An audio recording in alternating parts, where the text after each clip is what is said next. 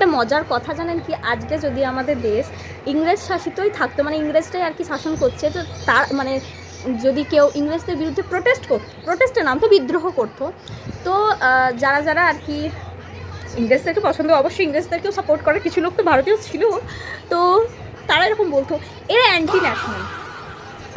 যারা ইংরেজদের বিরুদ্ধে প্রোটেস্ট করতো তাদেরকে বলতো এরা অ্যান্টি ন্যাশনাল। আমরা ইতিহাস পড়েছি, যারা যারা ইতিহাস পড়েছে, যারা পড়েনি তারা জানে না, তাদেরকে আমি একটা কথা বলছি।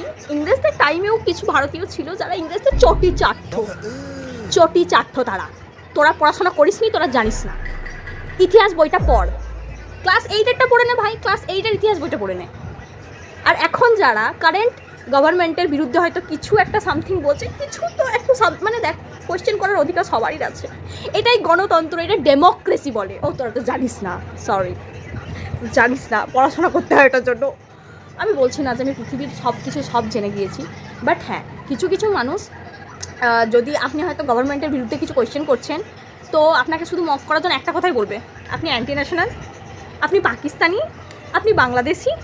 আর যদি এদের বিরুদ্ধে কোনো ভিডিও বানাও বা কোনো লেখা দাও বা সামথিং কিছু ছোটো মোটো কিছু করে দাও একদম, তাহলে বলবে নিশ্চয় এদের পেছনে, এদেরকে ফান্ড করছে নিশ্চয়ই বিদেশিরা, এটা তো আমেরিকার প্ল্যান আছে, এরকম করে বিদ্রোহ আনবে, আমাদের দেশের সরকার ফেলে দেবে, এই ওই।